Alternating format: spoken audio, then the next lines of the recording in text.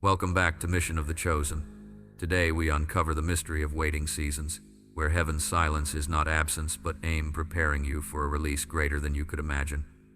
Have you ever felt like time itself has conspired against you? Days blur into each other, opportunities slip away, and while others seem to flourish, you remain in place.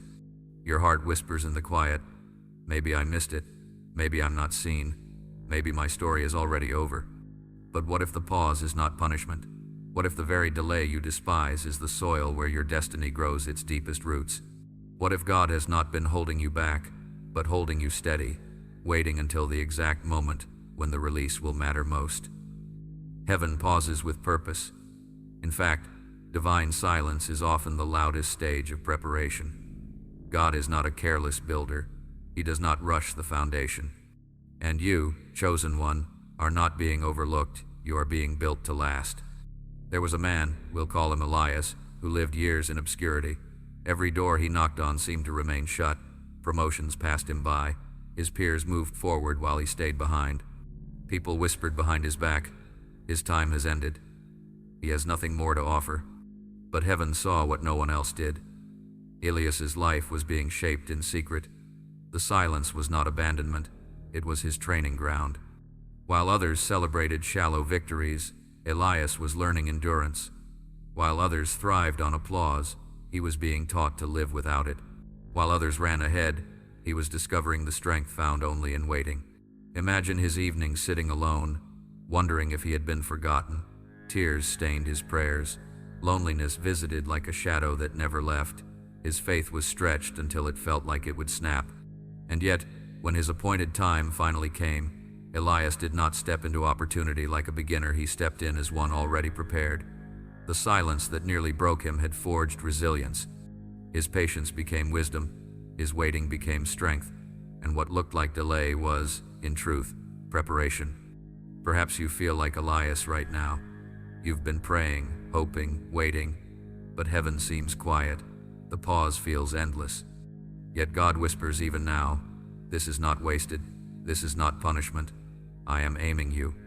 Think of yourself as an arrow in the hand of a master archer. From the arrow's view, being pulled back feels cruel. The string tightens, the pressure builds, the tension aches.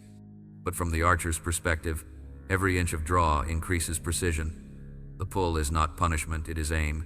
The stretch is not cruelty, it is alignment. That is where you stand today. God has drawn you back not to bury you, but to ensure that when He releases you, your life will strike with accuracy. The deeper the pull, the greater the distance. The heavier the tension, the more powerful the flight. So when you feel stretched, delayed, pressed, or overlooked, remember, you are not being abandoned, you are being positioned. The Word declares in Proverbs 3-5-6, trust in the Lord with all your heart and lean not on your own understanding. In all your ways acknowledge Him, and He shall direct your paths.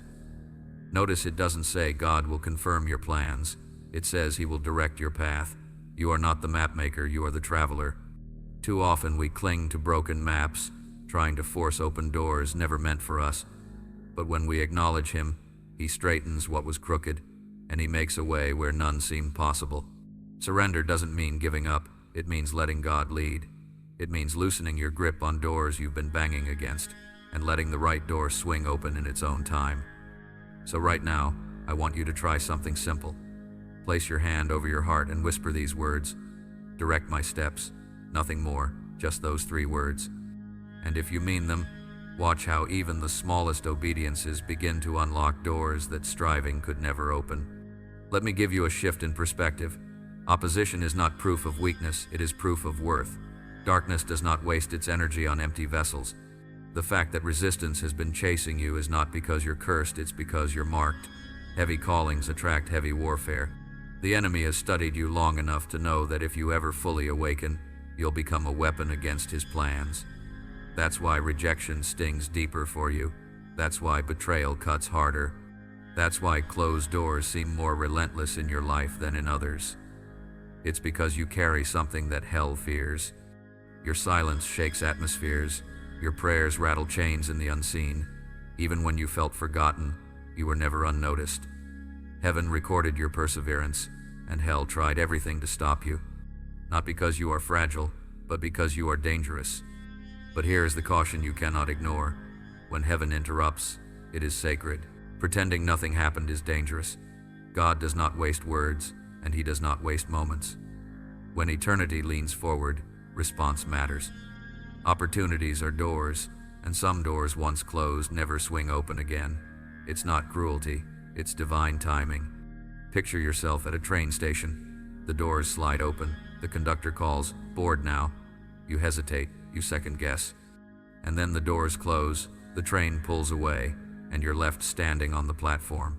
Not because the conductor hated you, but because timing mattered. That is what disobedience does. It's not that God stopped loving you. It's that hesitation robbed you of what was waiting. That's why I don't want you to walk away from this moment casually. If this word has pierced your spirit, don't scroll past it like it's nothing. Do something bold. Mark this moment. Leave a declaration. Write these words in the comments. I hear you, Lord, not for me, not for algorithms, but for you. Because when you declare it, you are saying to heaven, I recognize the pause, I refuse to ignore it, I choose obedience. And if this has touched your heart, share it. Someone you know may be sleepwalking through their calling, unaware of what heaven has written over them. Your act of sharing could be the very alarm that wakes them up. And if you haven't subscribed yet, I invite you with love to join this journey, not because of numbers, but so your heart always has a place to return when storms rise. These words are not just a one-time message, they are a continual stream, reminders heaven will keep pouring out. Stay close, so that when eternity leans in again, you will not miss the whisper meant just for you. You've been asking God for a sign, here it is. This word is not coincidence. This pause is not random. This is heaven aiming you. Don't waste the moment. Don't miss the summons. The King has stepped into your square. His hand rests upon your shoulder. His whisper is clear, and the question is no longer, am I chosen? The question is, will I rise? Chosen one. Heaven itself has paused just for you. Do you sense it? The noise around you seems to fade. The distractions lose their grip, and this very moment stands still. Life has a way of pressing us into corners where decisions must be made. You can feel it in your chest, the weight of a choice that cannot be delayed forever.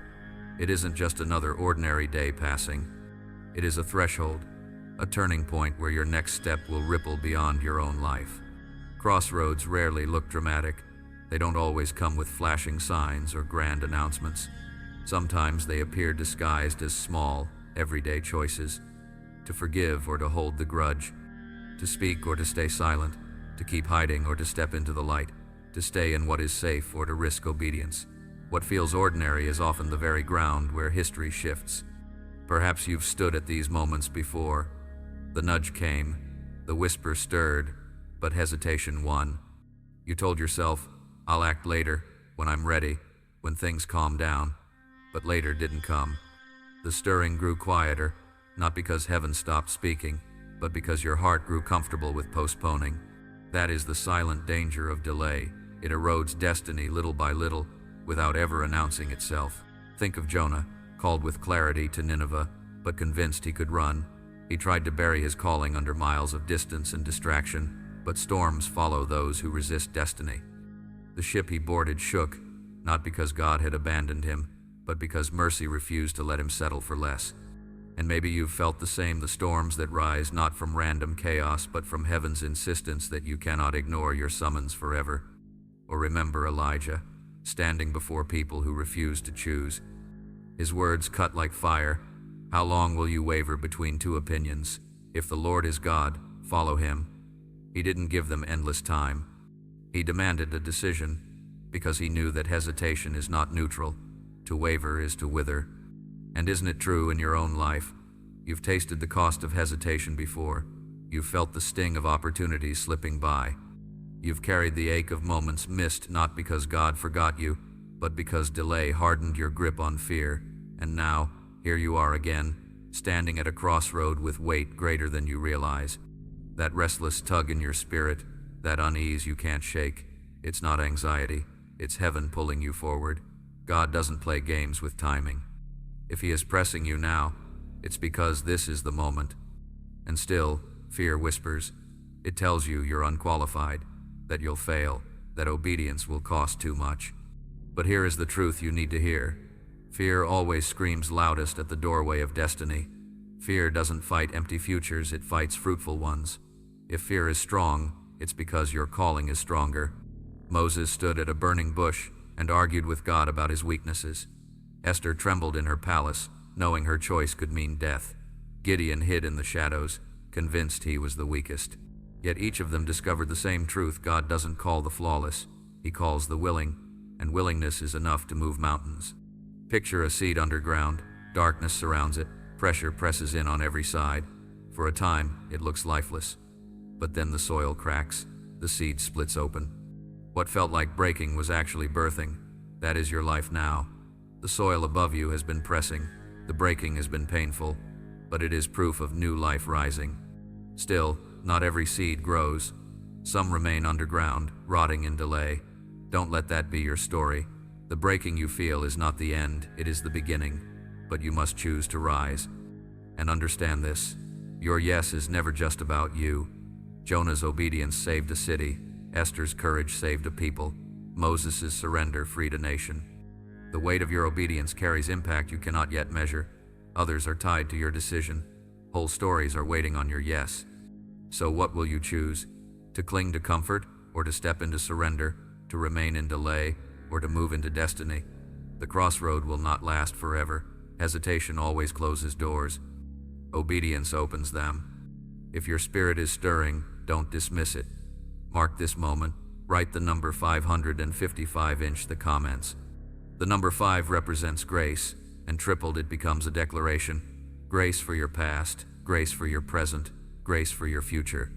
You're not just typing digits, you're planting a prophecy. You're declaring, grace will carry me where fear tried to stop me. I will not linger in delay. I will move forward in obedience. As you declare it, picture chains falling, picture hesitation melting away, picture strength rising inside you that you didn't know you had. Heaven records your yes. Angels strengthen your spirit. The crossroad is marked with decision, not delay. This moment is not about pressure, it is about awakening. Heaven has paused to place before you a choice that cannot be postponed forever. And when you answer, everything shifts. The truth is simple. You don't need every answer to move forward. You don't need every fear silenced before you obey. All you need is a willing heart that says, "Here I am, Lord, direct my steps." And when you dare to whisper that yes, the ripple is greater than you know. Doors you could never pry open yourself begin to move. Chains you thought would last a lifetime begin to break. What felt like hesitation turns into momentum, and what felt like endings reveals itself as beginnings. The crossroad is here, the whisper is clear, and the decision you make now will not only shape your life, it will echo into eternity. From the moment you were born, something marked you. You may not have had words for it, but you felt it. A sense of difference, a quiet tug in your spirit that others didn't seem to notice. While others laughed easily, you questioned deeply. While others blended in, you felt set apart. It wasn't arrogance, it was awareness. You knew, even as a child, that your life carried weight. But because you were marked, you also became a target. Have you noticed that? Opposition didn't wait until adulthood. It showed up early. Rejection stung more sharply for you. Betrayal cut deeper. Doors slammed harder. What flowed easily for others seemed blocked for you. And in moments of despair you wondered, am I cursed? Why does this keep happening to me? But listen closely.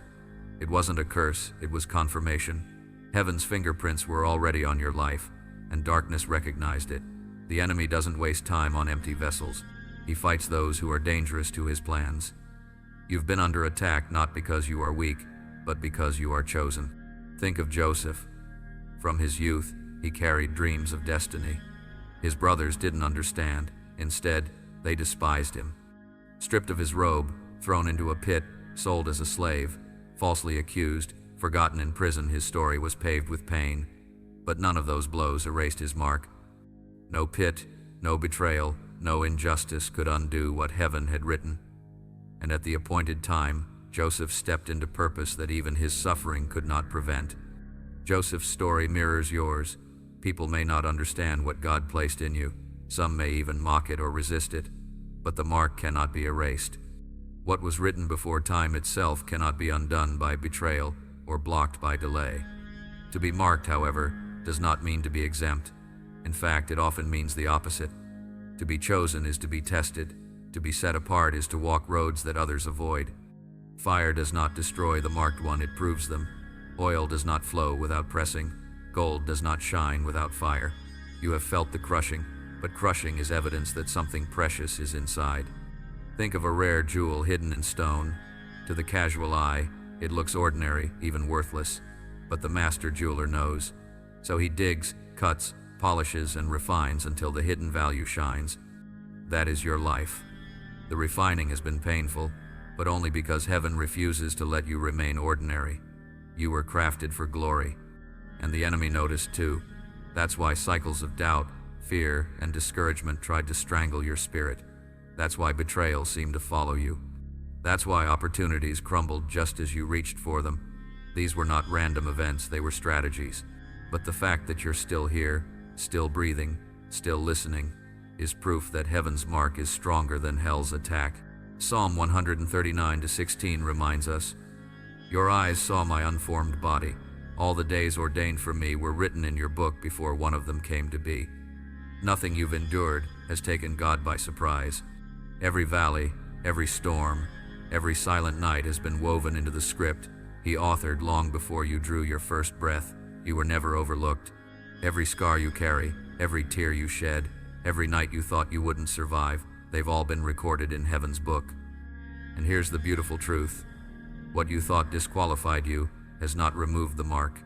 In fact, those very scars are becoming your testimony. The things you wish you could erase will one day become the very stories that lift someone else out of despair. Heaven wastes nothing, not even your pain. But don't confuse being marked with being untouchable. To carry a mark is not to wear a crown without cost. It is to walk with weight. It is to endure tests that refine. The crown is promised, but the path is paved with pressing. This is why your life has felt harder than others. This is why you've wrestled with battles no one else seems to face. It isn't because God abandoned you, it's because He entrusted you. Job knew this truth. He lost his wealth, his children, even his health. His friends accused him. His wife told him to curse God and die, and still he clung to faith. His testing was severe, but his restoration was greater. When the trial ended, God gave him double what he had lost. Job's scars became evidence that faith endures. Your scars are evidence too. You may not see it fully yet, but others sense it. They look at you and wonder how you're still standing. They can feel the weight of what you've endured, even without knowing the details. That's why your presence carries authority. You don't speak from theory, you speak from survival. Picture a lighthouse battered by storms for decades. Waves crash, winds scream, lightning strikes. Yet the tower still stands, its light still shining across the dark sea. That is you. The storms did not destroy you, they proved the strength of your foundation. And here is what the enemy fears most, that you will realize what you carry, because once you recognize your mark, you stop living like a victim and start moving like a vessel.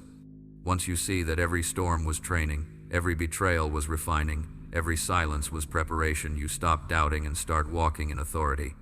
That is why your next season cannot be lived casually. You cannot treat your mark like decoration. It is not ornamental, it is instrumental.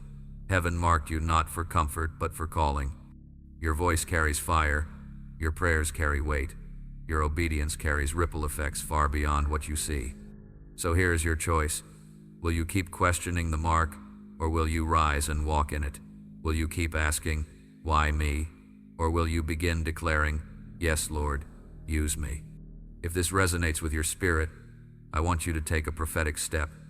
Write in the comments, "Still standing," because that's what you are. Despite it all, betrayals, storms, delays, you're still here. Those two words aren't casual, they are testimony. They are a declaration that hell tried and failed. They are proof that the mark is stronger than the attack. And when you type it, don't just write it, prophesy it. Let it echo in your heart. I am still standing. My scars have not destroyed me. My mark has not been erased. My story is still unfolding. The mark on your life is not about privilege, it is about purpose. You were chosen not to sit in comfort, but to stand in assignment. And heaven is waiting to see if you will embrace what's already inside you. So, let me leave you with this. The question is no longer, am I marked? The question is, what will I do with the mark I carry? There are seasons when the weight you carry feels unbearable. It presses on your chest at night, it shadows your mornings, it follows you into conversations where you smile outwardly but ache silently. And yet, you survive. You've survived what should have broken you. You've endured storms that others might not have withstood. And survival, my friend, is not small, it's sacred. You see, surviving doesn't mean you came through unscarred. It doesn't mean you danced through the fire untouched. It means you walked through the blaze, and though smoke clings to your clothes, your soul is still intact. It means every strike against you was real, but so was the strength that carried you. You may not feel powerful, but every breath you still take is evidence of a victory the enemy hoped you would never see. Think of Job. His world crumbled, his wealth stolen, his children lost, his health attacked, his closest relationships poisoned with accusation and blame. He was reduced to ashes, scraping his wounds in silence, and yet he lived. And when the test was finished, restoration came, double for the trouble. Not because Job was flawless, but because he endured. Endurance is underrated. We praise success, crowns, victories, but we forget the holiness of simply not giving up. Some of the greatest authority you will ever carry does not come from achievements but from scars.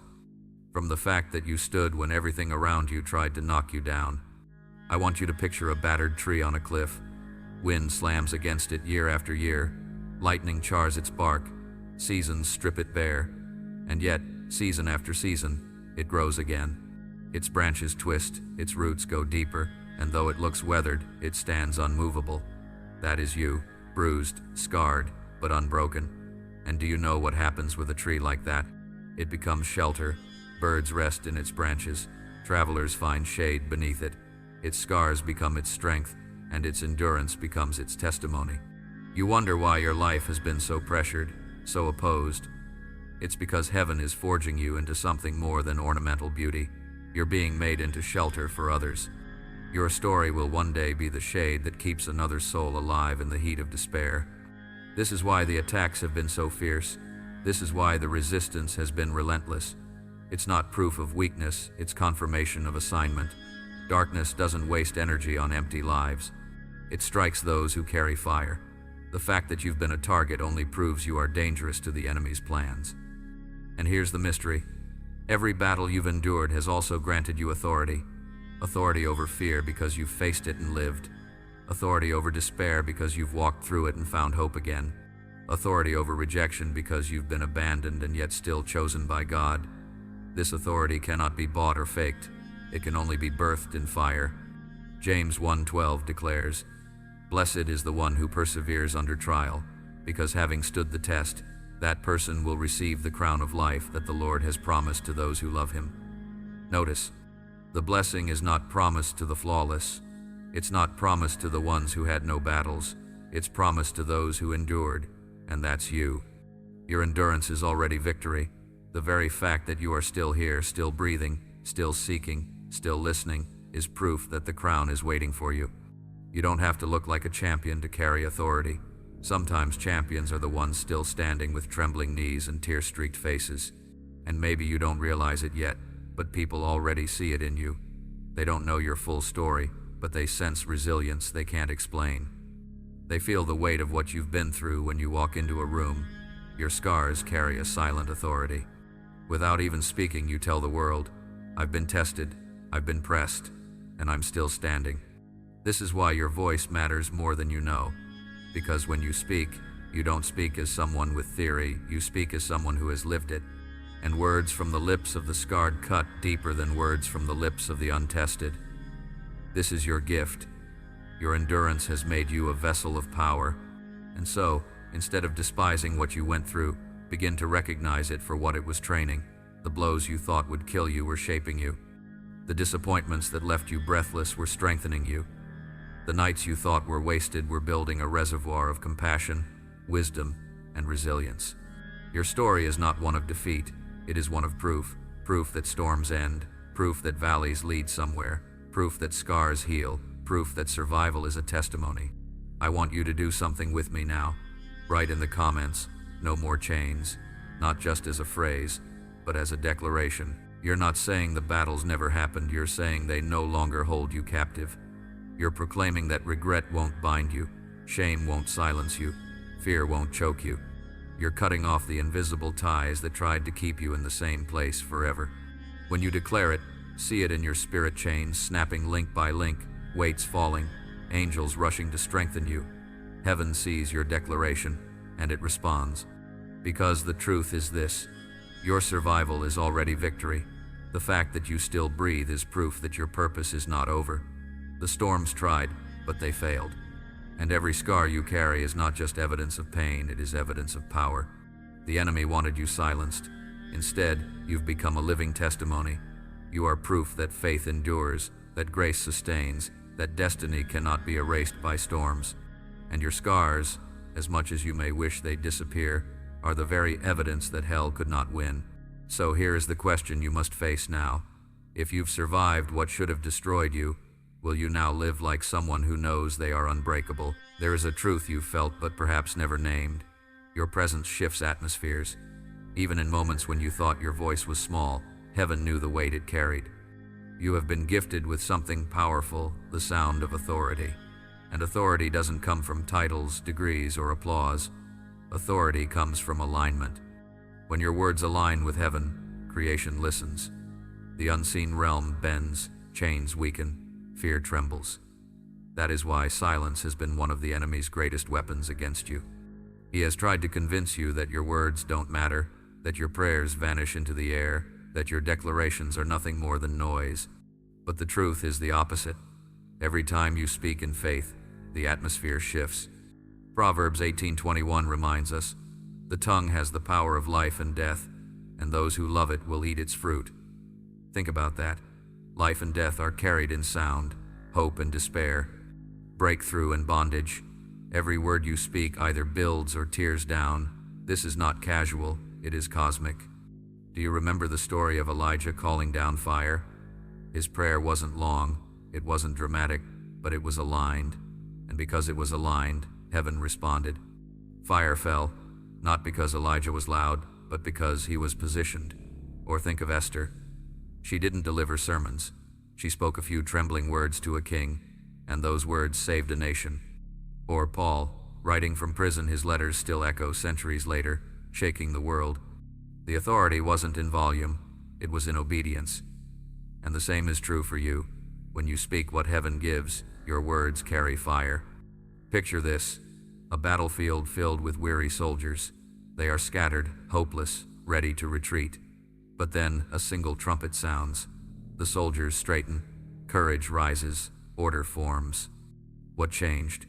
The trumpet wasn't magical, it was a sound that carried command. That is your voice. Your words are not noise, they are signals. They rally strength, they tear down lies.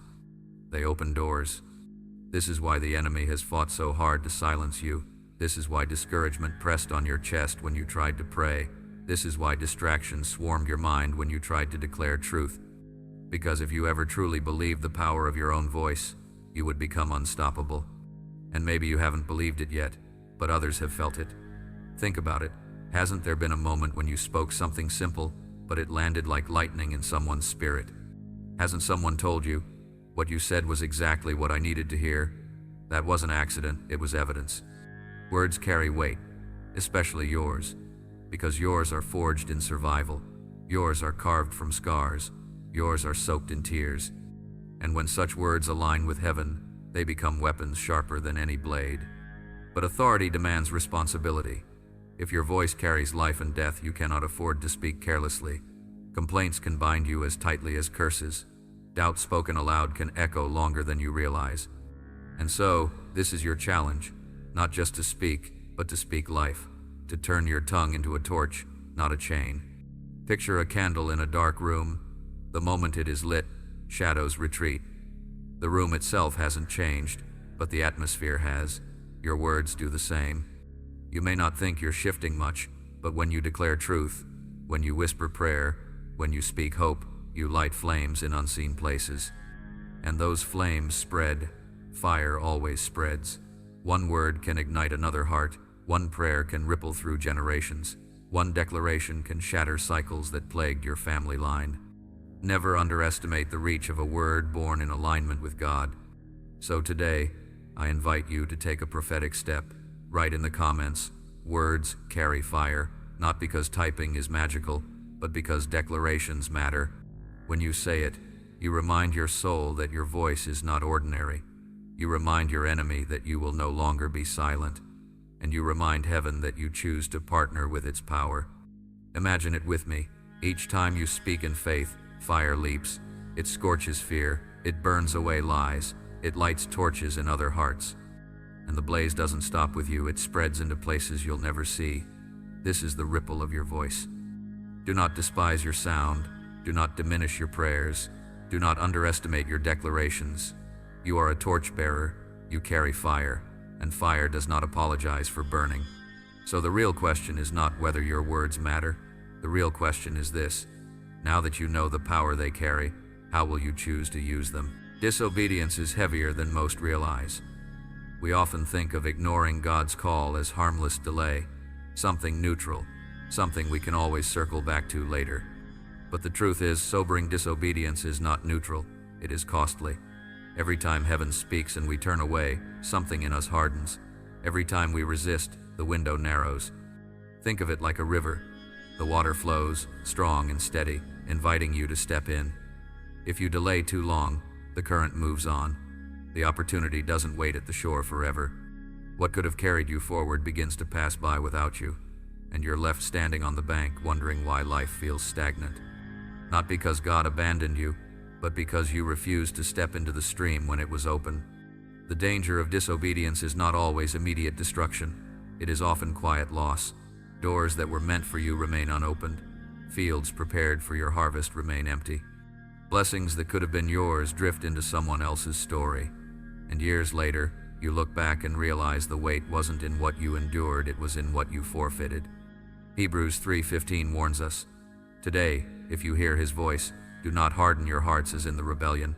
Notice the urgency today. Not tomorrow, not when things settle, not when you feel ready. Heaven speaks in moments, and moments are sacred. To ignore them is to rebel, even if our rebellion looks polite and disguised as waiting. And yet, God is merciful. He doesn't speak once and abandon. He pursues. He whispers again. He places reminders in your path. He allows storms to shake you awake. But mercy does not erase consequence. Opportunities still close, doors still shut. The train does not sit idle at the station forever. Think of Lot's wife, delivered from destruction, given a path to safety, yet she turned back. Her hesitation froze her destiny. Or Saul, anointed as king, chosen to carry authority, but his repeated disobedience cost him the crown. The crown wasn't stolen, it was forfeited. That is the sobering truth. The enemy cannot steal what God has given, but he can tempt you to lay it down yourself. And disobedience is the quickest way to surrender what was meant to be yours. Perhaps you've felt this before, the ache of realizing you missed a moment. That whisper you ignored, that door you didn't walk through, that word you didn't obey. You can't undo the past, but you can decide differently now. Disobedience crushes not only your journey but also the lives tied to your yes. Jonah's rebellion endangered an entire crew. Israel's hesitation delayed a generation from entering the promised land. What feels like a personal choice is often far bigger. Your obedience carries ripples for others. Your disobedience does, too. But here is the beauty: obedience is not about perfection. God does not call flawless people. He calls willing ones. Obedience is less about having it all figured out and more about being ready to say yes, even trembling. It's not about your strength, it's about your surrender. Think of Mary, a young girl with nothing impressive to her name. When the angel declared her assignment, she didn't have a strategy, she didn't have status, she didn't even fully understand what was being asked. But she whispered, "Let it be to me according to your word." And that single act of obedience shifted history. Your yes may not look dramatic, but it carries eternal weight. A prayer whispered when fear says stay silent. A step taken when doubt says stand still. A door walked through when comfort begs you to remain. These small obediences, stacked together, create a path of destiny. So, let me ask you, what is God pressing on you now that you've been postponing? What whisper have you pushed aside, convincing yourself there will be a better time? What door has been waiting for you to walk through, yet fear has kept you rooted in place? The truth is, you don't need a new opportunity. You need a new posture. You need to lean, to surrender, to trust. The map doesn't realign when you figure everything out. It realigns when you yield. Proverbs reminds us, "In all your ways acknowledge him, and he will direct your paths." Not some of your ways, all of them. And yes, obedience will stretch you. It will feel risky. It will feel uncertain. But so does every act of faith. Seeds must be buried before they bloom. Arrows must be pulled back before they fly. And lives must surrender before they rise. The enemy will tell you the cost is too high, but the truth is, the cost of disobedience is far higher. You lose what you never see, what you never hold, what you never become. And that loss is heavier than the risk of obedience could ever be. So today, take a stand. Mark this moment. Write in the comments, "I choose, yes," not as cliche, but as covenant. Not as routine, but as resolve. When you declare it, you are choosing to break the cycle of hesitation. You are choosing to step into the stream rather than watching it pass. And as you whisper it aloud, "I choose yes," imagine heaven recording it. Imagine angels preparing the path. Imagine doors that seemed locked beginning to stir open, because obedience does that. It shifts atmospheres. It alters futures. Here is the truth you must carry. The weight of obedience is light compared to the crushing weight of disobedience. One costs your comfort, the other costs your calling. One stretches your faith, the other starves your destiny. Which will you choose? Every destiny reaches a breaking point. It is the place where pressure builds so fiercely that something must give. You know this place. Your heart pounds, your thoughts wrestle, your strength feels thin. It is the edge of surrender and the brink of collapse. And yet, this is not destruction, it is birth. Breaking points are holy ground. They strip away illusions, they force choices, they demand that you decide whether you will cling to fear or step into faith. They are the furnace where excuses burn away and only surrender remains. Look through Scripture and you'll see it again and again. Abraham was told to leave his homeland without knowing where he was going. That was a breaking point. Leave everything familiar or miss what was promised. Esther stood before the king, risking her life to intercede for her people. That was a breaking point. Risk silence or risk surrender. Even Jesus, sweating blood in Gethsemane, whispered, "Not my will, but yours be done." That was the ultimate breaking point. Choose the cross or retreat from redemption. And if you're honest, you felt your own breaking points too. Nights where the pressure was unbearable, moments where obedience felt like too much, hours where the tears wouldn't stop, and the weight of the call pressed heavier than your ability to carry it. But here is the mystery: those moments that felt like endings were actually thresholds. Because breaking precedes birthing, seeds split open before life emerges, pottery wobbles and reshapes under the pressure of the potter's hands, gold is struck, bent, and melted before it gleams. And your breaking point? It is not wasted pain. It is heaven's signal that new life is pushing to the surface. Think of Hannah. Year after year she wept, barren and mocked, until her soul broke open before the Lord. Words failed her, only anguish poured out. And yet, from that breaking came Samuel the prophet, who would anoint kings and shift the course of Israel. Without her breaking, there would have been no birthing. And so it is with you. The depth of your breaking is the measure of your birthing. What you think is crushing is actually creation. What you think is the end is actually the beginning. But here lies the danger. At the breaking point, many retreat. They run from the fire, step back from the edge, resist the very surrender that would have unlocked destiny. And in doing so, they forfeit the fullness of what could have been. The enemy fights hardest at your breaking point because he knows what it leads to. He whispers, "This pressure means you failed. This pain means you've been abandoned. This cost means you're not chosen after all." But those are lies. Pressure is proof of value. Fire is proof of refinement. Breaking is proof of birth. Picture a butterfly inside its cocoon. The struggle to break free looks cruel, almost unbearable. But if the cocoon were cut open early, the butterfly's wings would never strengthen. The pressure of the cocoon is what builds the power to fly, and your breaking point is the same. It is not cruelty, it is preparation for flight. Romans 5 reminds us, "We glory in our sufferings, because we know that suffering produces perseverance, perseverance, character, and character, hope. The breaking is the soil where character takes root, and character births hope that cannot be shaken. And maybe this is exactly where you are right now, pressed, stretched, stripped. It feels unbearable. But hear me, this is not punishment, it is precision. Heaven is pulling something out of you that comfort never could. The temptation is to pray, God, remove the pressure. But often, the better prayer is, God, strengthen me in the pressure, because the breaking is not here to destroy you, it is here to reveal you. So how do you endure it? You lean.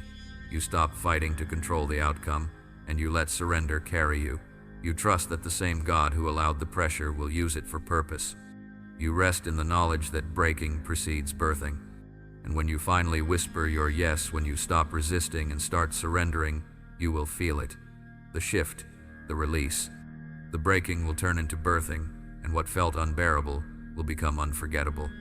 I want you to mark this moment with a declaration. Write in the comments, breaking is birthing. Let it not be words alone, but prophecy. When you say it, you are choosing to see differently. You are choosing to believe that your tears are watering new life, that your pressure is forming new strength, that your breaking point is actually your birthing point. And as you write it, picture this: chains snapping, doors cracking open, light piercing the dark soil, wings strengthening for flight.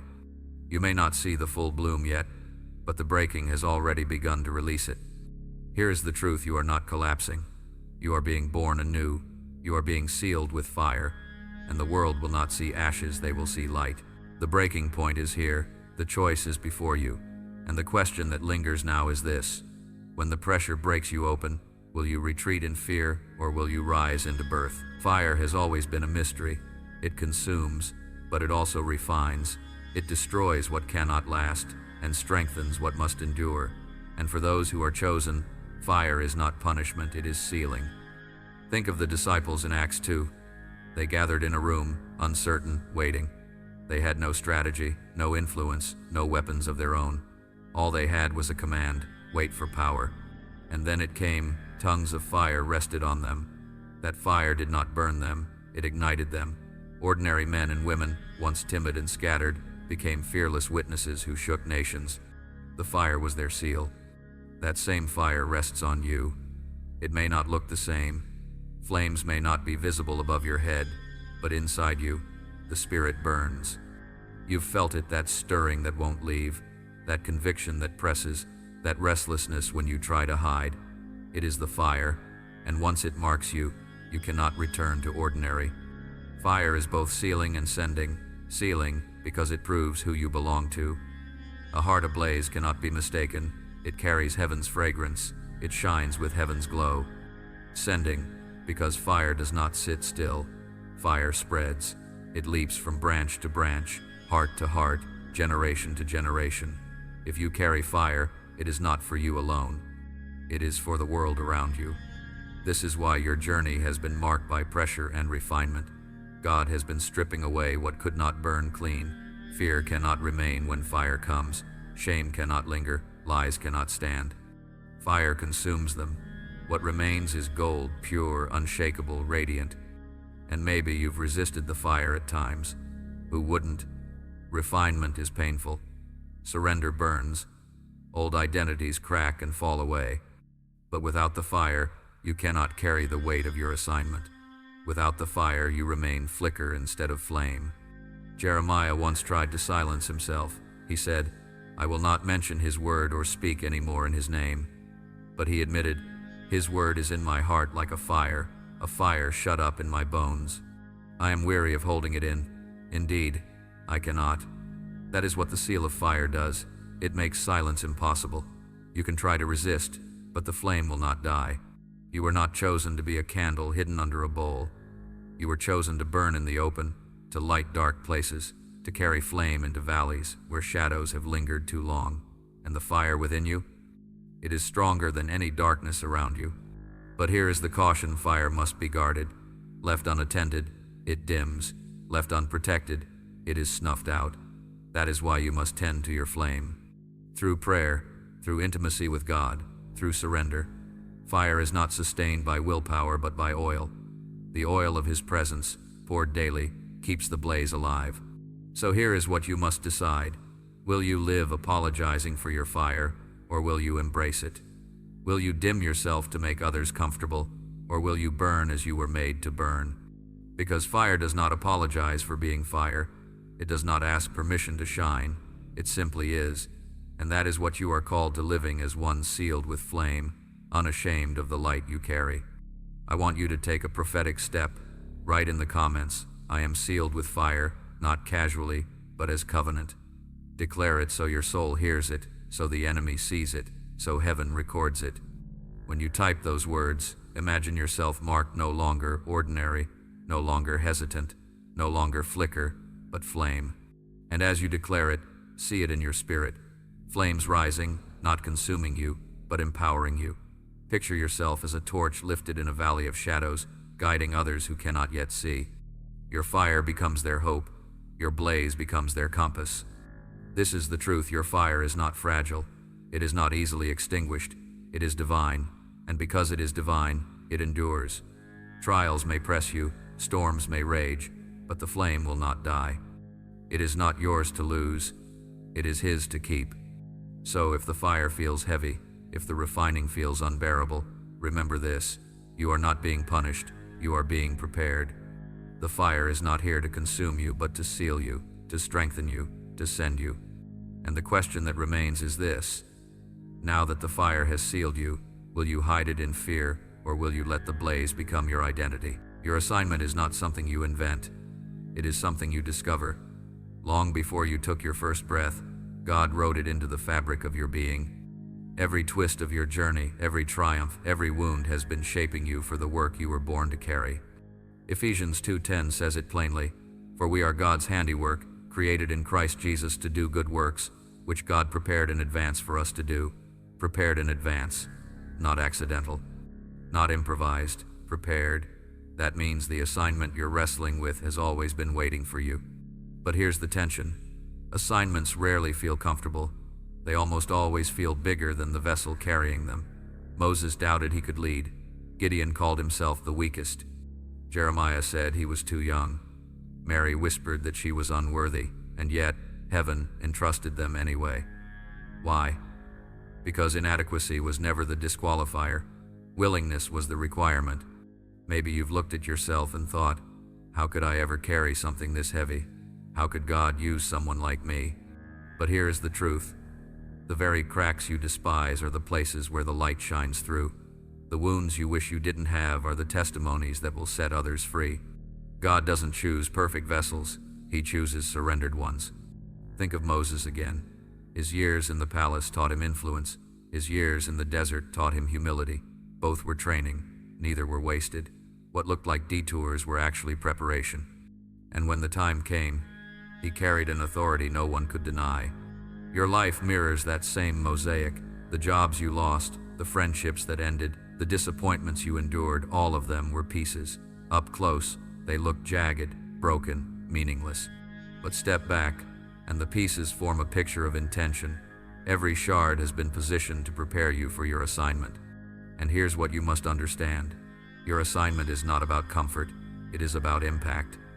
God doesn't send people to sit in safety. He sends them into storms.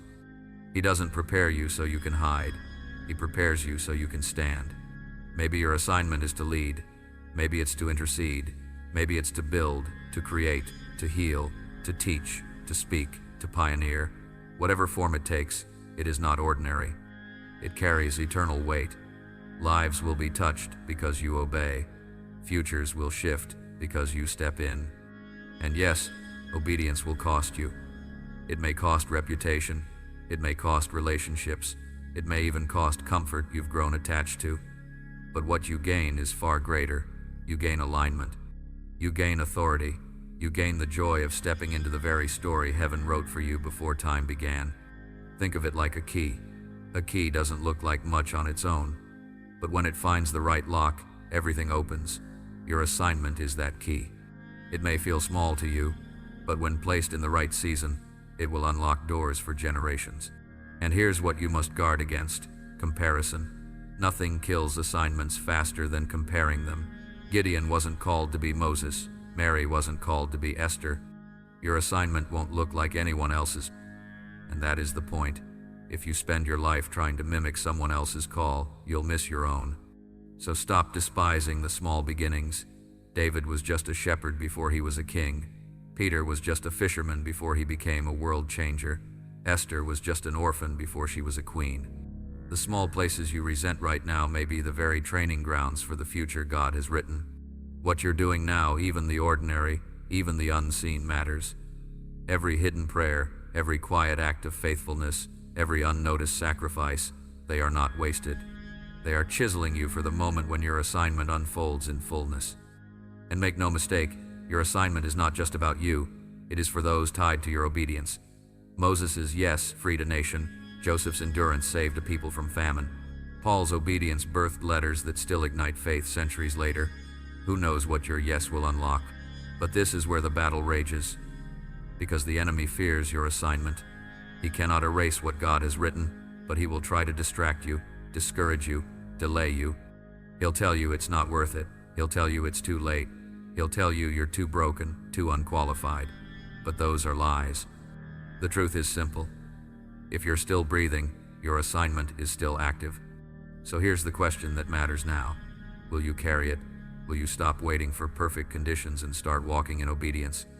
Will you embrace the call that feels bigger than you, trusting that God Himself will fill the gaps? I want you to mark your yes with a declaration. Write in the comments, "I will walk in my assignment." Let it be more than words, let it be agreement. As you type it, see the ripple in the spirit.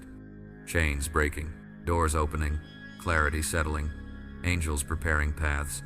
Because your assignment is not waiting for tomorrow, it's waiting for your yes today. This is the truth you must hold on to. You are not here by chance. You are not drifting through random seasons. Every step, every scar, every silence has been preparation. Your assignment is written, and heaven is waiting for you to rise into it. And so, here is where the tension sharpens now that you know you are marked for an assignment. Will you treat it like burden, or will you embrace it as birthright? You are not alone in this journey. Sometimes it feels like it, like you are the only one who prays the way you do, who feels the weight you carry, who wrestles with questions no one else seems to understand. But heaven has always kept a remnant. Elijah once stood on a mountain, weary and convinced that he was the last one left. He had fought, he had spoken, he had endured, yet despair whispered, "You're alone." But God reminded him, "I have kept for myself 7,000 who have not bowed to Baal, 7,000 unseen ones, faithful in secret."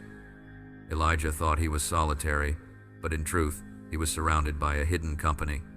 And so are you.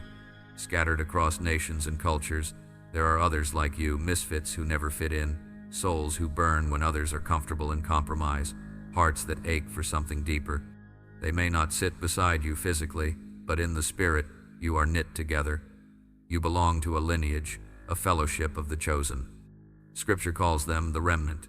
Romans 11:5 says, "So too at the present time there is a remnant chosen by grace, not chosen by strength, not chosen by numbers, chosen by grace." This remnant is not loud.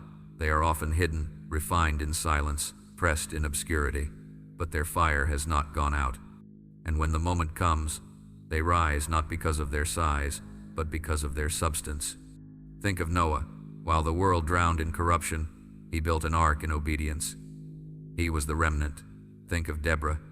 In a time when fear ruled, she rose with fire in her voice and courage in her bones. She was the remnant. Think of Daniel. Surrounded by compromise, he refused to bow. He was the remnant. And you are part of that same story. Your difference has always been evidence of your belonging. That tug you felt as a child, that inability to settle where others seemed comfortable, that hunger for something deeper, those were not flaws.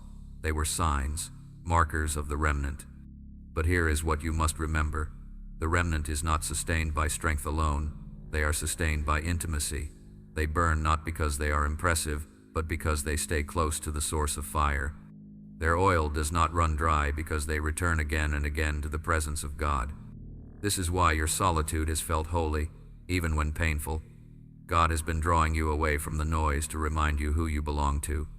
Your loneliness was never abandonment, it was pruning. Heaven has been cutting away the excess so your roots could go deep. The enemy wants you to believe isolation means insignificance, but isolation is often preparation.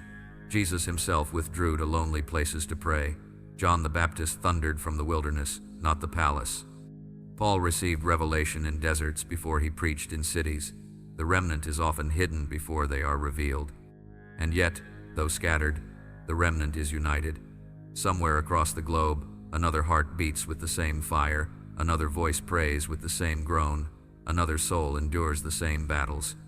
You are not the only one, even if it feels like it. And one day, the remnant will rise visibly. What is now scattered will converge. What is now hidden will blaze openly. This is why you must not give up, because your endurance is not just for you, it is for the remnant. When you stand, you strengthen others you will never meet.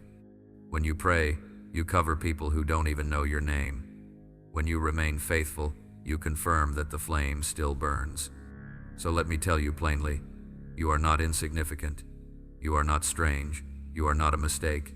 You are part of a company chosen by grace, forged by fire, sustained by intimacy. And though you may feel unseen now, heaven has always seen you. Picture a vineyard. Not every vine survives the storm.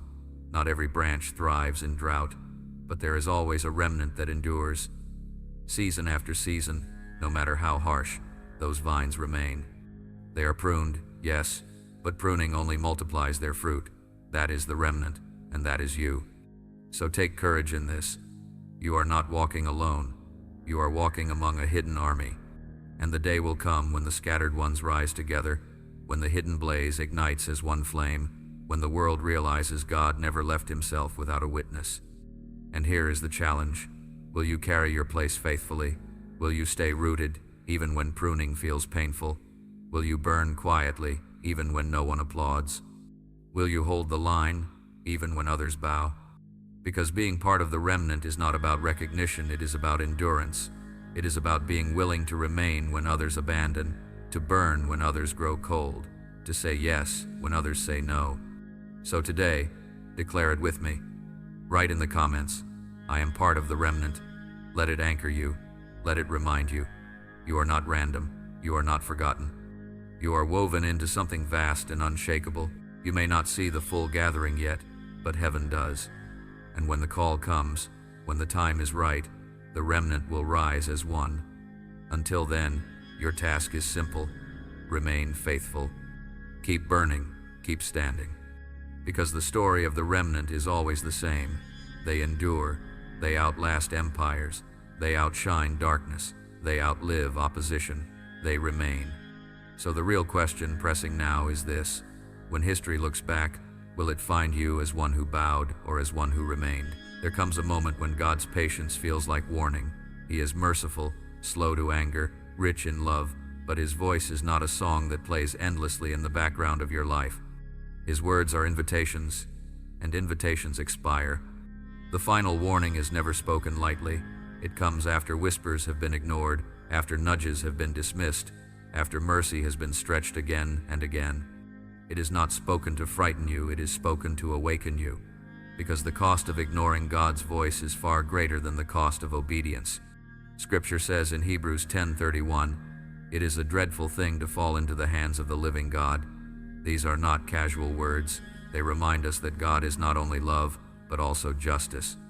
He is not only gentle, but holy. He is not only patient, but purposeful. Think of a ship anchored in a harbor. The crew prepares, the sails are raised, the tide is perfect, the captain calls, it is time to move. But if the sailors delay, the tide changes, the winds shift, and the ship is stranded. The opportunity was real, but it was missed. That is what happens when disobedience hardens into rebellion. The tide of mercy does not linger forever. Lot's wife learned this. Delivered from judgment, guided out of destruction, she looked back when she was commanded to keep moving. Her hesitation froze her destiny. She didn't die because of open rebellion. She died because of delay. Delay is dangerous. The enemy loves delay more than outright rebellion because delay feels safe. Delay feels harmless. Delay tells you, I'll obey later. I'll surrender when life is calmer. I'll choose God when I'm ready. But later often never comes. That is why Elijah cried out to Israel in 1 Kings 18:21, "How long will you waver between two opinions? If the Lord is God, follow him." Wavering is not neutral. Wavering is costly. Every moment of hesitation narrows the path, and every moment of delay makes the heart harder. But even now, mercy lingers. Even now, heaven leans close. Even now, the final warning carries hope, because warnings are invitations in disguise. God does not speak to condemn you. He speaks to rescue you. The truth is, you are standing at a crossroad. The path of compromise stretches in one direction, easy, familiar, but ending in emptiness. The path of obedience stretches in another, narrow, costly, but filled with life. Heaven is not asking you to ponder forever. Heaven is asking you to choose. And I feel the urgency to say this clearly. Your window is open now, but it will not remain open forever. Mercy is real, but mercy is not endless. If you continue to ignore the pull, if you continue to dismiss the stirring, there will come a day when silence falls, not because God abandoned you, but because he honored your choice. Do not let that day come. Do not let hesitation rob you of destiny. Do not let the tide shift while you stand on the shore. Think of the parable Jesus told of the virgins waiting for the bridegroom. 5 were wise, carrying oil. 5 were foolish, unprepared. And when the bridegroom came, the foolish begged for time to prepare. But the door shut. They were too late. The opportunity was real, but it expired. That is what the final warning is about, not fear, but urgency. The oil must be in your lamp now. The yes must be on your lips now. The surrender must be real now. Because tomorrow is not promised, and later often never arrives. So I ask you plainly, what is God calling you to release? What is he asking you to obey? What door has been standing open, waiting for you to step through? Do not delay. Do not hesitate. The time is now. I want you to take a bold step of declaration. Write in the comments, "I will not turn back," not as chatter, but as covenant. When you type those words, you are marking your decision not only before yourself, but before heaven. You are telling God, "My face is set like flint. My steps are firm. I will not retreat." And imagine what happens when you declare it. Fear loses its grip. Regret breaks its chains. Angels move to strengthen you. The tide of mercy carries you forward. One simple act of obedience becomes a hinge on which history turns. Do not harden your heart. Do not shrug off this word as coincidence. It is not coincidence. It is not random. It is God's voice leaning into your story one more time, urging you to choose life. The final warning is not meant to crush you. It is meant to rescue you. It is not meant to shame you. It is meant to free you, but it demands a response. So here is the question lingering now. Will you keep waiting for a safer moment, or will you answer the call before the door closes? Finishing matters. Starting is easy. Crowds gather at the beginning. Excitement buzzes. Energy is high. But heaven does not crown beginnings. Heaven crowns completions. Paul declared near the end of his life in 2 Timothy 4-7, "I have fought the good fight. I have finished the race. I have kept the faith." Notice his words. Not, "I started." Not, "I almost made it." But, "I finished." That is the anthem of the chosen. Not perfection, not spotless performance, but perseverance. The refusal to quit, the determination to endure. Think of a marathon runner. At the starting line, everyone is eager. But as the miles drag on, the cheering fades, fatigue sets in, and the temptation to stop grows fierce. Only those who set their eyes on the finish endure, and life, especially life with God, mirrors that marathon. You've likely felt this yourself. The fire of early passion burned bright, but storms came. Disappointment tested your endurance. Delays wore at your patience. Betrayals tried to poison your faith. And yet you are still here, still breathing, still standing. That survival is not weakness. It is proof of strength forged through fire. The truth is, finishing requires focus. Distractions are everywhere. The world pulls your eyes left and right, tempting you to compare your race to others, but finishers set their gaze straight ahead. They run with blinders, fixed not on applause, not on pace, but on the goal. And your goal is not worldly recognition. It is the eternal, "Well done, good and faithful servant." That voice is the crown, that whisper is the prize. That is why you endure. Look at Caleb and Joshua. When others surrendered to fear, they held their ground. Decades later, they still possessed faith strong enough to enter the land God promised. Others fell along the way, but they finished. Or Paul, shipwrecked, beaten, imprisoned, misunderstood. By human standards, his life looked like failure, yet heaven called it victory. Why? Because he endured, he finished. Even Jesus on the cross declared, "It is finished." That was not a cry of defeat, it was a declaration of completion. He endured until the last breath, and in doing so, opened the way for all of us. So what does this mean for you? It means the pressing you feel now is not punishment, it is the final stretch. Heaven is shaping your endurance, chiseling your character, preparing you not just to run, but to finish. And yes, it will feel hard. The closer you get to the end, the sharper the resistance. Like a sculptor working on marble, the rough shaping happens early. But the finishing touches are the most delicate, the most precise. One careless move can undo years of work. That is why this season feels so intense. Heaven is perfecting the details. Do not misinterpret the weight of this season. The silence you feel, the trials pressing in, the fatigue you carry, these are not signs of failure. They are signs that the finishing season is here. And the finishing season is sacred. So how do you endure it? You fix your eyes on the promise. You remind yourself of every valley you've walked through, every storm you've survived, every night you thought would break you but didn't. You let your scars testify that you are still here, and you are not done yet. Picture a candle near its end. The wax is low, the flame small, but steady. It does not quit until the very last drop is gone. That is what finishing looks like, not flashy, not loud, but steady, unshakable, faithful to the end. You don't need to shine brighter than anyone else. You don't need to run faster than anyone else. You simply need to endure until your race is complete. So here is the invitation. Do not envy those who burn hot for a moment but fade quickly.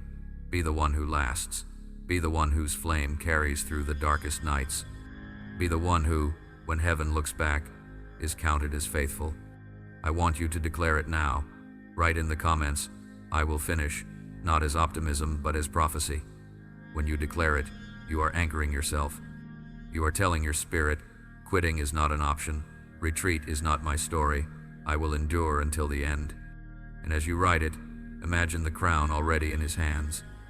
Picture the Father waiting at the finish line, not with scorn, but with delight, ready to place it upon your head. The finishing season is not glamorous. It is gritty, it is painful, it is sacred. But it is also glorious, because finishing means fulfillment. Finishing means inheritance. Finishing means your life will echo, not as one who quit, but as one who endured. So hold steady, lift your head, plant your feet. The finish line is ahead. The fire within you is still burning, and heaven is cheering you forward. And the question left hanging now is this: when the last chapter of your story is written, will it read, "They started with fire," or will it read, "They finished with faith"? Glory. It is a word often misunderstood, but for the chosen, it is the very essence of destiny. Glory is not applause, not earthly fame, not glitter that fades with time. Glory is heaven's fingerprint on your life, the radiant reflection of God shining through surrendered humanity. 2 Corinthians 3:18 says, "And we all, who with unveiled faces contemplate the Lord's glory, are being transformed into his image with ever-increasing glory, which comes from the Lord, who is the Spirit." Ever-increasing, not static, not one time, a growing radiance that deepens as you walk faithfully.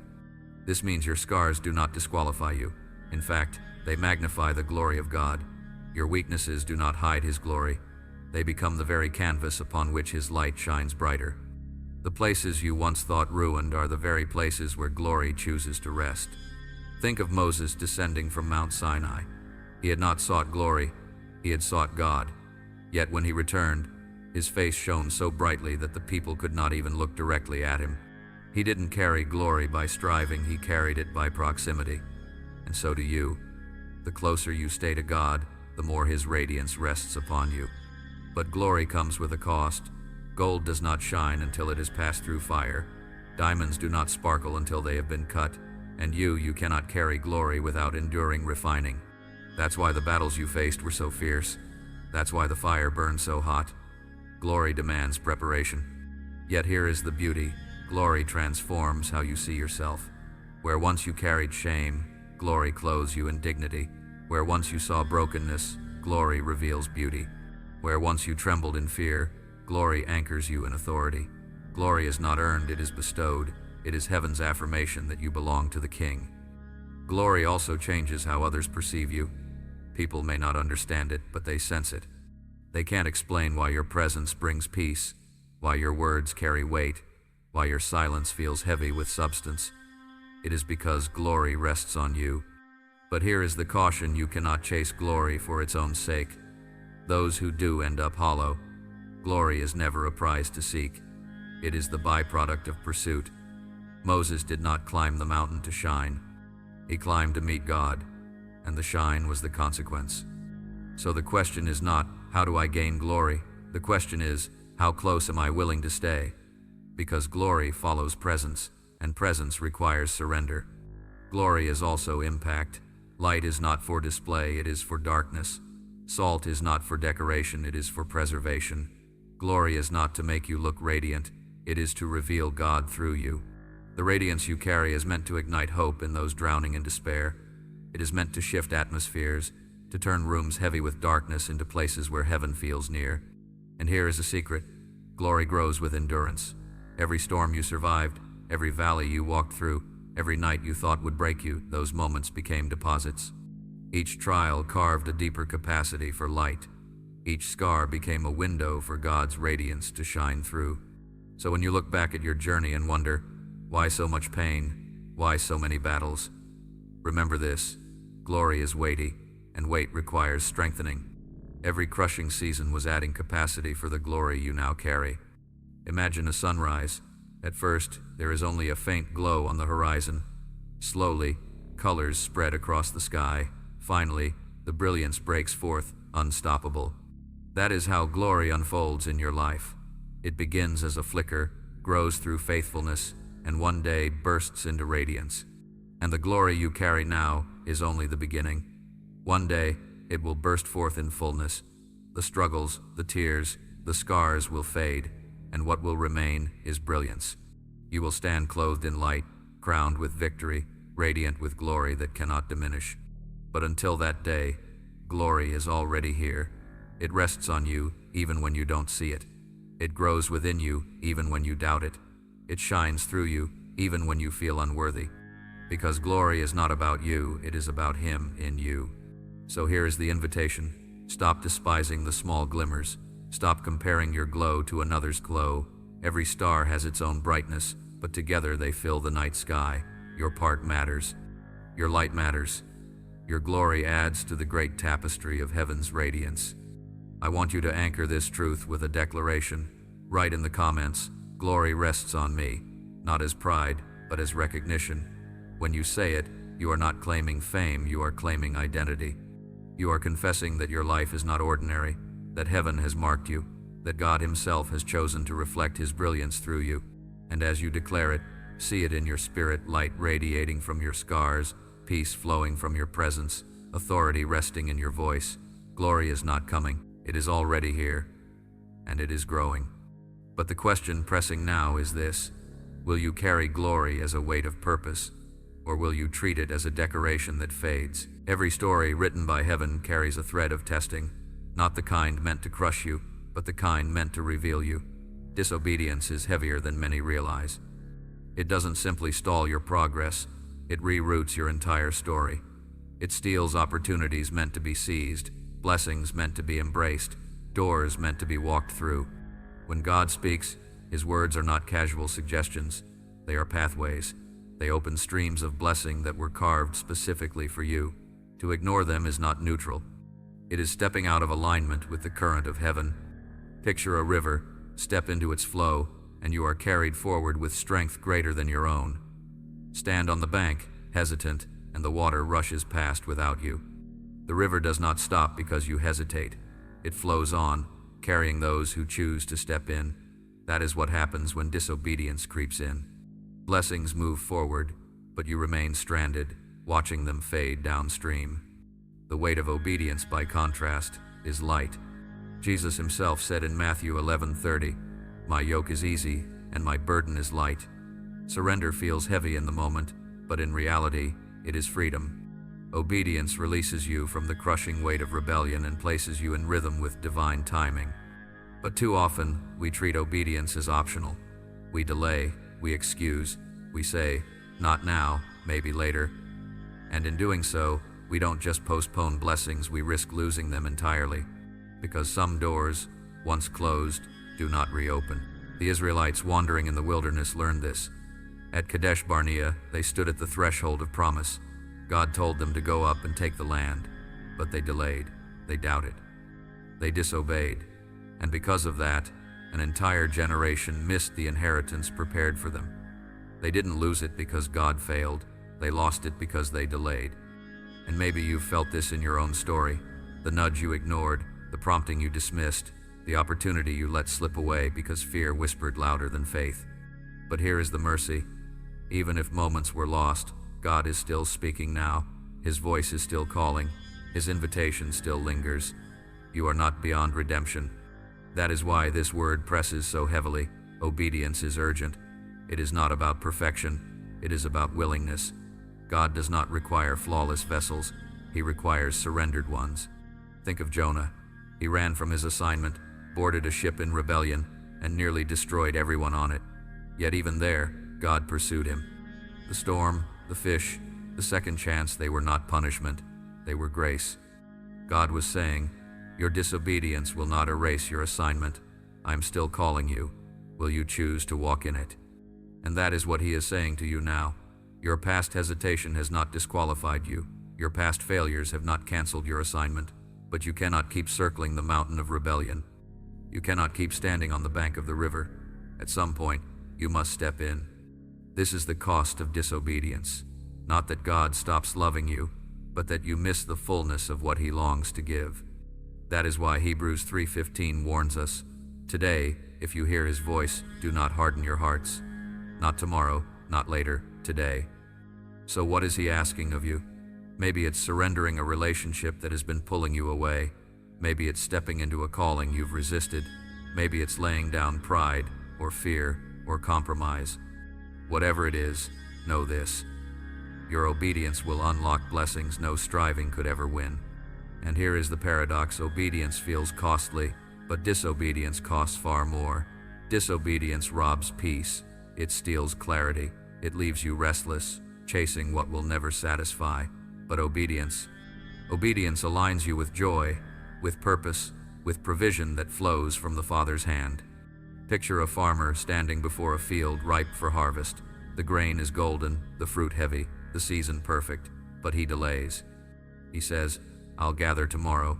By the time he moves, the field has withered.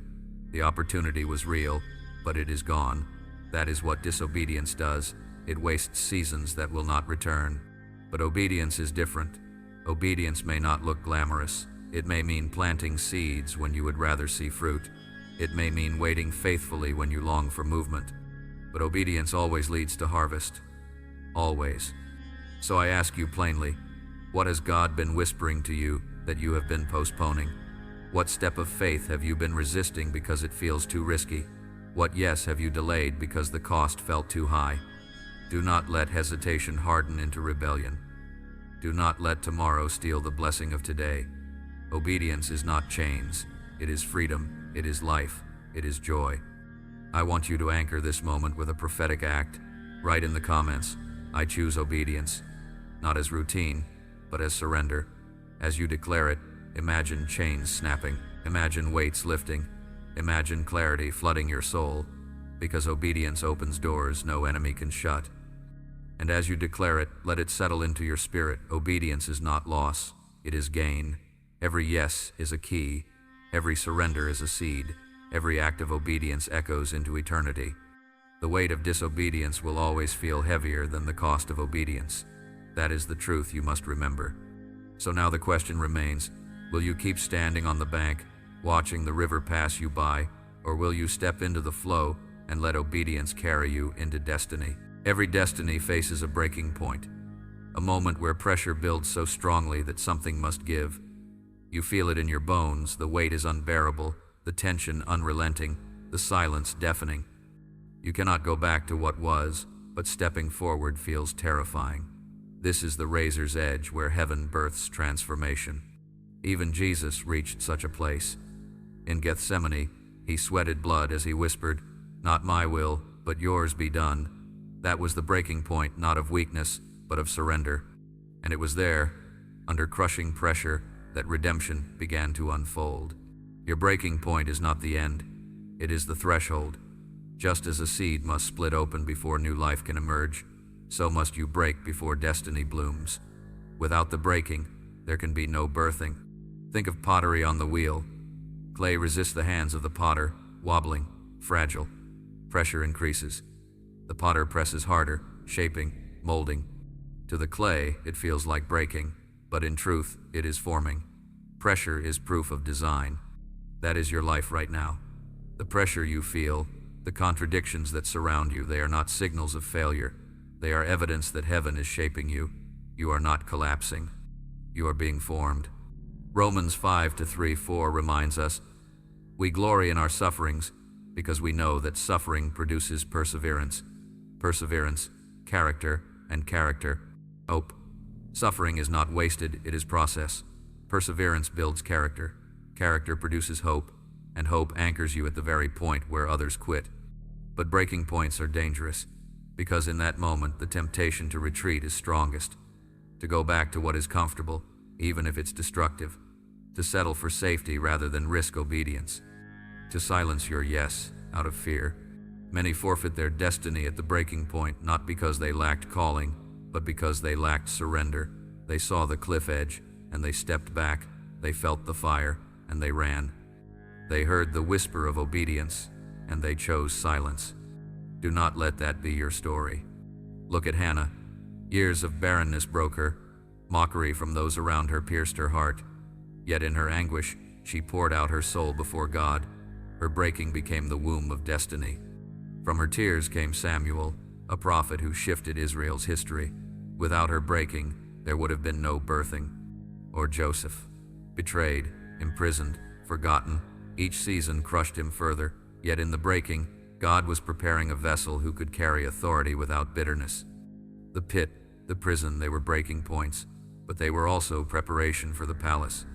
And so it is with you. The breaking you are enduring now is not cruelty. It is midwifery. It is heaven pushing you toward delivery. Picture a butterfly struggling in its cocoon. The pressure looks cruel, but it is necessary, for if the struggle is cut short, the wings never strengthen, and the butterfly cannot fly. The breaking builds the strength for soaring. That is why heaven whispers, "Do not despise this season. Do not misinterpret the pressure as punishment. It is proof that destiny is near." But here is the secret: you cannot endure the breaking in your own strength. You endure it by surrender. By placing your will into God's hands and saying, "Not my will, but yours." That surrender releases power. It transforms the breaking from destruction into birth. And maybe that is the invitation for you now, to stop fighting the pressure, to stop resenting the breaking, to open your hands and say, "Lord, let this breaking become my birthing." I want you to mark it with a declaration. Write in the comments, "I will not retreat." As you write it, imagine fear melting, imagine courage rising, imagine the breaking shifting into birthing. Because your words are not empty, they are anchors. And hear this: what feels like the end is often the beginning. The night is darkest before dawn. The pressure is greatest before release. The silence is deepest before breakthrough. So hold steady, lean in, let the breaking do its work, for on the other side lies a destiny too weighty to imagine. You are not collapsing, you are being born anew. You are being sealed with fire, strengthened with resilience, equipped with glory. The breaking point is not your grave, it is your gateway. And the real question pressing now is this: when pressure builds and the breaking comes, will you step back into safety, or will you surrender and let destiny break forth? There are moments in life when survival itself is a miracle.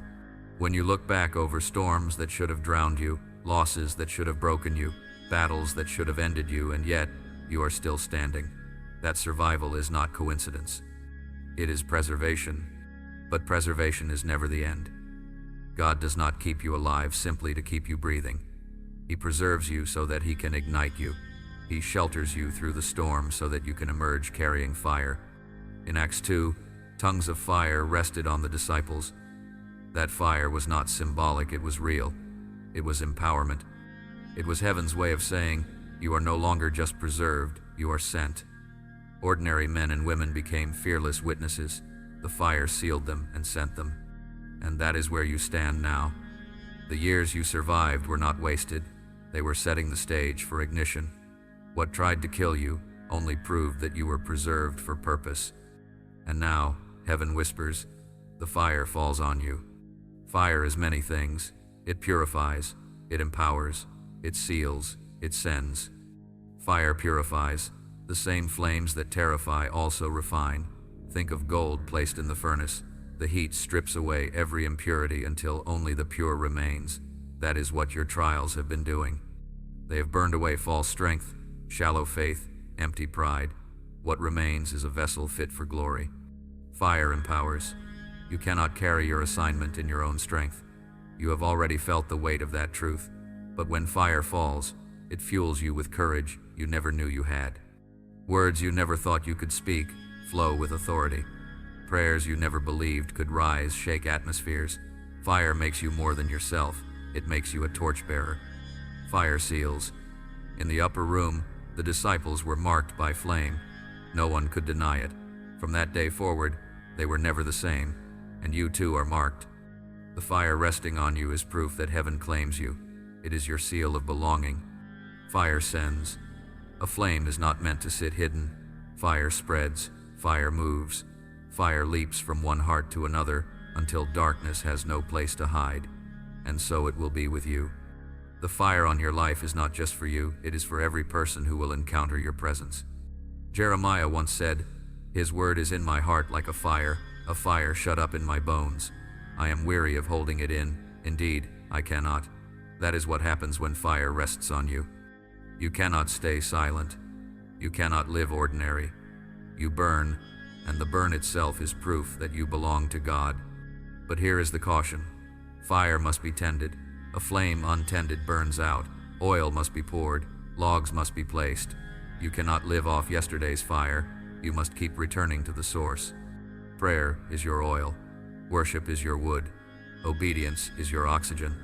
Keep feeding the flame, and it will never die. And maybe that's why you've felt such pressing lately, because heaven is sealing you with fire. The weight you sense, the urgency you feel, it is not random. It is ignition. You are being set ablaze. I want you to mark this moment prophetically. Write in the comments, "I am sealed with fire," not as empty words, but as covenant. As you declare it, see flames rising within you, not consuming you, but empowering you. Picture yourself as a torch lifted high in a dark valley, guiding others who cannot yet see. And remember, fire does not apologize for burning. It does not ask permission to shine. It simply is what it was created to be, and so must you. Stop dimming yourself to make others comfortable. Stop hiding your flame out of fear. If God has set you ablaze, then burn without hesitation. For the world does not need more shadows. It needs burning ones. Torches unashamed of their flame, and that is who you are. Preserved, ignited, sealed with fire. But this fire is not just about personal transformation. It is about assignment. It is about carrying light into places others cannot reach. It is about spreading flames that awaken sleeping souls. So the real question now is this: will you tend the fire you have been given, or will you let it flicker out in the winds of distraction? Your assignment is not something you invent, it is something you uncover. Long before you were born, God etched it into your being.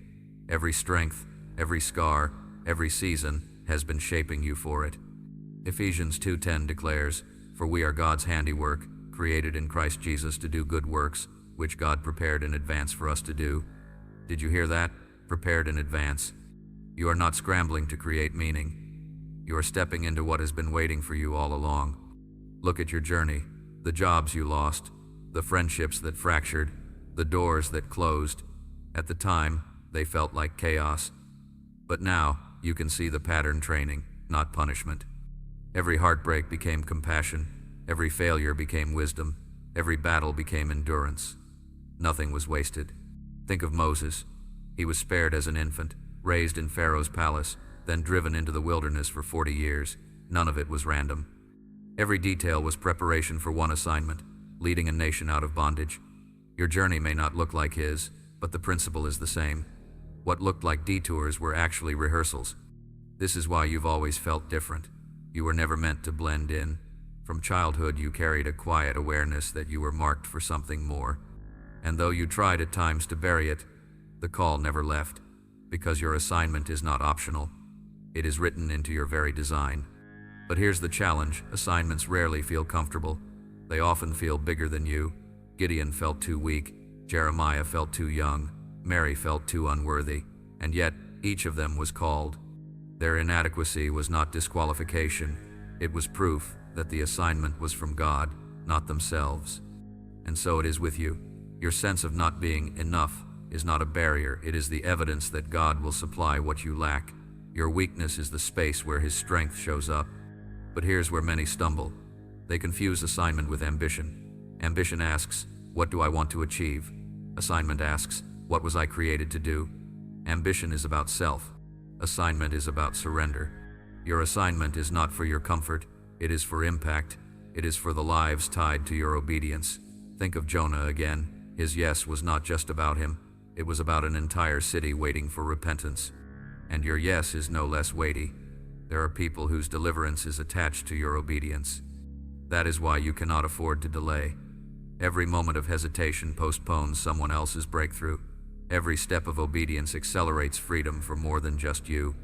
So how do you discover your assignment? Start by asking, what burdens me that others ignore? What comes alive in me when I act on it? What pain have I endured that now fuels my compassion for others? Often, your assignment is hidden in those questions.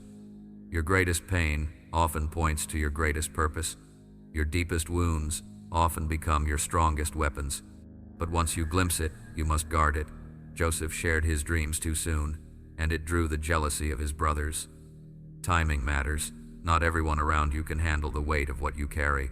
Some will dismiss it, some will mock it, some will even try to kill it.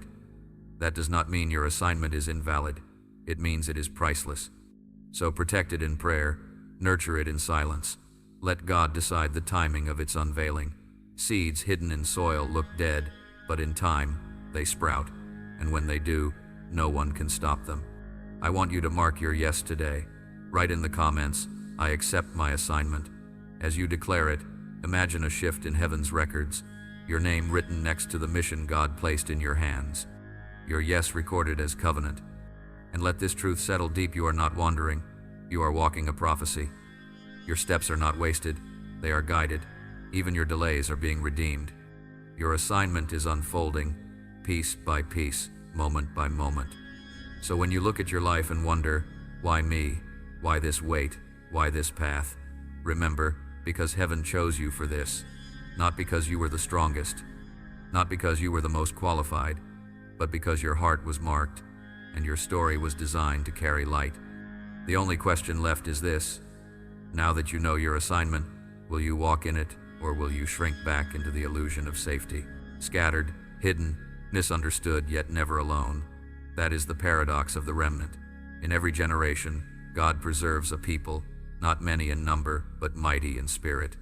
They are the ones who refuse to bow when the crowd kneels, who hold the line of truth when compromise is fashionable, who burn quietly in secret while the world sleeps. And you are part of that remnant.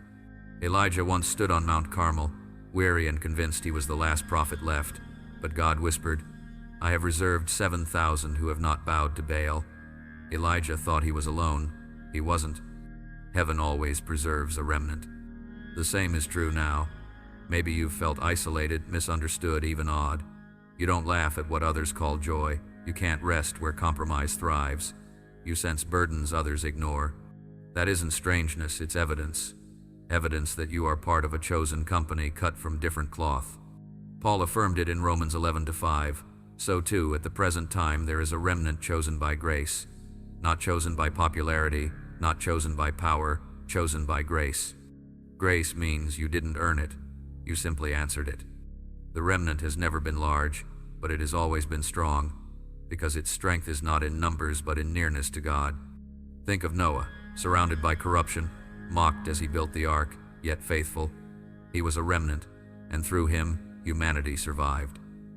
Think of Deborah. In a time when few stood with courage, she rose as a mother in Israel, a voice of fire that awakened a nation. She was a remnant. Think of Daniel. In Babylon, pressured to conform, yet he refused to bow. Through his stand, even kings encountered the living God. He was a remnant. And now, scattered across nations and generations, the remnant continues. Men and women like you, unseen by crowds, but known in heaven. Picture embers buried in ash. Alone, each ember glows faintly, but gather them together, and fire bursts forth again. That is the remnant. Small lights, burning across the earth, unseen by one another, but united by the same Spirit. Somewhere right now, another chosen one kneels in prayer at the same hour as you. Another fasts quietly, unseen by crowds but recognized by heaven. Another stands in courage against compromise. You may never meet them face to face, but in the Spirit you are joined. And here's the mystery. The remnant often feels weakest, yet it is the strongest. Persecution has tried to silence them, but their song only grew louder. Darkness has tried to extinguish them, but their light only grew brighter. Empires have risen and fallen, but the remnant has endured. You are not as alone as you think. But with this truth comes responsibility. Being part of the remnant means you carry weight. You are not preserved for comfort but for assignment. You are a living witness that God always has a people. When the world looks barren, the remnant proves there is still seed. When the culture caves, the remnant proves there is still a standard. And yes, it is costly. The remnant is always misunderstood, always pressed, always tested. But that pressing is not punishment, it is pruning. A vineyard thrives not because every vine bears fruit, but because the faithful vines endure pruning and continue producing season after season. The remnant is that vineyard. So take heart. When you feel weary, when you feel small, when you feel scattered, remember, you are not alone. You are part of a tapestry woven across centuries. You carry the same fire as Noah, Deborah, Daniel. The same Spirit that sustained them sustains you. Mark it now with a declaration. Write in the comments, I am the remnant. Let it be more than words. Let it be identity. As you type it, picture threads weaving together, your life intertwined with countless others who share the same flame. Because the day will come when the remnant rises visibly. What is now hidden will blaze openly. What is now scattered will converge. The world will see that God has never been without a witness. And you will know you were part of it all along. But the pressing question now is this. Will you embrace your place in the remnant, or will you despise it as loneliness and miss the strength it carries? The patience of God is long, but it is not endless. His voice is mercy, but mercy has a window. There comes a time when an invitation becomes a warning, when the whisper of love sharpens into the trumpet of urgency. Scripture tells us in Hebrews 10:31, it is a dreadful thing to fall into the hands of the living God. These are not words meant to terrify you into obedience. They are words meant to wake you from delay. Because delay, when stretched too far, hardens into rebellion, and rebellion carries consequences no one can escape. God is patient, He is gentle, He waits, but His voice does not echo forever without response. Every time He calls, your heart softens or it hardens, and the longer you linger, the harder it becomes to hear. That is why today matters. Not tomorrow, not next week, today. Picture a ship in harbor. The sails are raised, the tide is perfect, the captain calls for departure. But if the crew hesitates too long, the tide shifts, the moment passes, and the vessel is stranded. That is what happens to those who delay obedience. The tide of destiny moves on, and they are left behind, still waiting for conditions that will never return. This is why heaven presses you so urgently, not to frighten, but to awaken. The mercy you feel now is real, but it will not remain open forever. The final warning is not about punishment. It is about protection. God knows what lies ahead for those who keep resisting, and His love won't let you go without shaking you first. Think of Lot's wife. She had the chance to escape destruction, but hesitation held her. She looked back, and in that moment, her story froze forever. Hesitation may feel harmless, but it is dangerous. Every time you postpone obedience, you risk missing the window that heaven has opened. Or think of the parable Jesus told of the 10 virgins. 5 were wise, keeping their lamps full of oil. 5 were foolish, letting their lamps go out. When the bridegroom came, the door was shut, and it did not reopen. It wasn't that the foolish were unloved, it was that they were unprepared. Do not be unprepared. Do not keep circling compromise, thinking you have endless time. The oil you keep, the flame you tend, the obedience you choose, these are the things that prepare you. And here is the truth. The weight of disobedience is always heavier than the cost of obedience. Disobedience drains peace. It steals clarity. It chains you in regret. But obedience, though it feels costly at first, always opens into freedom. God is speaking now, not as suggestion but as summons. His call is mercy, but His mercy requires response. To ignore it is to treat the holy as optional, and that is dangerous ground. So I ask you plainly, what will you do with this moment? Will you shrug it off, scroll past it, act as though eternity has not leaned forward into your story, or will you stop, surrender, and say yes? Anchor your decision with a prophetic act. Write in the comments, "I will not turn back," not as empty words, but as vow. As you declare it, see it etched in heaven's record. Your yes inscribed as covenant, your heart marked as willing. For this is not about emotion, it is about eternity. It is about stepping into the destiny that hesitation has tried to steal. God's final warnings are never meant to push you away. They are meant to draw you close. He warns because He loves. He presses because He refuses to let you settle for destruction when you were made for glory. The question burning now is this: will you treat this as another passing word, or will you receive it as the final invitation that it is? The finishing season is unlike any other. It is not about how you began, but how you endure until the end. Many start with passion, few finish with perseverance. But the crown is not given at the starting line, it is laid upon those who cross the finish. Paul's words echo across generations. I have fought the good fight. I have finished the race. I have kept the faith. 2 Timothy 4-7. Notice what he did not say. He did not boast of perfection. He did not claim he never stumbled. He simply declared, I finished. And that, chosen one, is your call. Not flawless performance, but faithful endurance. Think of a marathon. At the beginning, the crowd is loud, the energy high, the atmosphere electric. But as miles pass, the cheering fades, the runners thin, fatigue sets in. The temptation to quit grows stronger. Only those who fix their eyes on the goal endure to the end. Your life is that marathon. The finishing stretch is before you now. It is pressing, it is testing. It demands focus like never before. Distractions are everywhere, but finishers refuse to look sideways. They set their gaze forward. They plant their feet steady. They keep moving even when strength feels gone. And maybe that's where you are. Tired, weary, wondering if your endurance matters. But hear this, it matters more than ever. Every survival up to this point has been training. Every valley has prepared your feet for higher ground. Every storm has hardened your grip for the final stretch. The finishing season presses hardest because heaven is polishing the final details.